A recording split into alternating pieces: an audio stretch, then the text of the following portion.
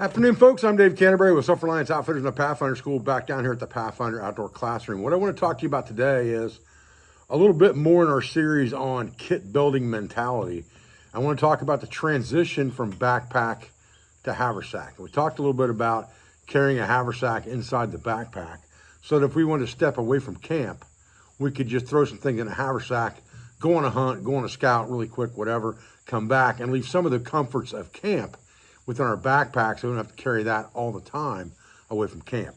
So what I wanted to show you today was how I transition that and how these small kits and things like that make it easy to transition, and go through what I would carry in a haversack content-wise for a quick hunt or a scout. And it's kind of an updated video because I've done videos like this in the past, but this is more of a 21st century long hunter mentality, single shot firearm, small amount of kit being carried in a haversack on a hunter or scout. So I thought we'd talk about today. Stay with me. Okay, so I've got some contents laid out here on the table. You can't see all of them, but you can see most of them. We'll talk about them as we load them into the haversack. Now, all of these items currently came out of my backpack except for the M34 flask. And I would add this to my kit if I planned on going on short scouts and things to throw in my haversack as my secondary water bottle and cup. However, you could easily put a canteen and cup in this haversack. This is just more convenient for something quick on the trail to give you not only a metal container if you had to boil water, but also give you a cup to drink out of as well if you want to make a quick cup of coffee over a fire or something like that while you're on a scout for a few hours, okay? So, the Dyneema haversack, this is the one that I have in my backpack all the time, and it came right out of this Dyneema backpack, right? So the mainstays of my shelter system are going to stay in that backpack, and I'm going to take the emergency items really quick with me in this haversack. So what we're going to do is we're going to start off by putting some type of combustion devices in there because we have our belt knife, we have our SAK in our pocket on our belt, okay? So emergency fire starting devices, we've got some Exotac matches, a 6-inch ferro rod, we have a tin of Mini Inferno, and we have our extra cordage, our utility cordage. I'll throw those in there all at once, okay? Now, we have a poncho, just a Helicon poncho. We'll throw that in. And then we have, obviously, our flask. And again, that could be a canteen sitting right beside the poncho in here, all right? That also leaves us with a saw, and I've got a silky saw here that we're going to put in the kit. And this would be just for cutting shooting lanes, brush, things like that. Or if I might need to make a fire on the fly and need to cut some kind of limbs or something like that to do that with, okay?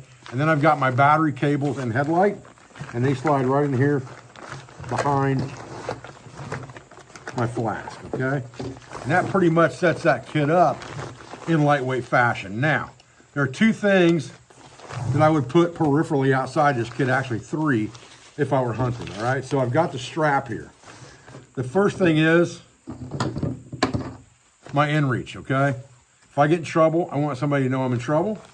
So I'm gonna put that inReach right on the strap, and right beside that, a tourniquet. Now I've got major bleed stop and an emergency way to call somebody right there on the outside of the haversack. And on the other strap, a small game carrier, especially if I'm going out squirrel hunting, rabbit hunting, right? So with this small haversack, we've got a lot. We've got an emergency cover element and rain gear. We have a way to drink or disinfect water on the trail. We have ways to start fire. We have an extra cutting tool in here, and that we have a saw on top of the belt knife and SAK in our pocket. We have a headlight in here in case we're out after dark. And we have a brick for our phone in case we need that with the cables as well. And that pretty much gives us a well-rounded kit. Now I've also got an inReach and a tourniquet out here. And I have a small game carrier on here as well. And generally speaking, ammunition goes on the butt of the firearm, whether it is my single shot full choke 12 gauge H&R or it's my Stevens 301. They both have an area on them that's made to be able to put a shell carrier on. Take that dude, Velcro it on and off just like that. So I've got shells with me all the time, and it can switch back and forth depending on the firearm that I choose to take that day. It's easy enough just to switch them in and out, okay? Just like that. So all I have to do is take them off one strap, put them on another. Game carrier is the same thing. If I'm going to be out there hunting anyway, and I know I am for the trip, I have a game carrier that's strapped to my backpack. So those items just come right off the backpack. And then these items, again, except for the M34 Officer's Canteen, saws in the backpack, obviously, ponchos in the backpack, headlights in the backpack, and our basic fire starting elements are always in the backpack. And we have, again, 3 ways to start fire here. We have matches that are waterproof. We have mini inferno. We have a cigarette lighter in our pocket. And we also have the 6-inch ferrocerium rod. So we have lots of ways to affect fire if we need to. Temporary shelter rain gear, extra cutting tool, headlight, emergency devices and game carrier. And we have a way to boil and disinfect water, all in one simple system that's modular and goes right back in the backpack when we're done.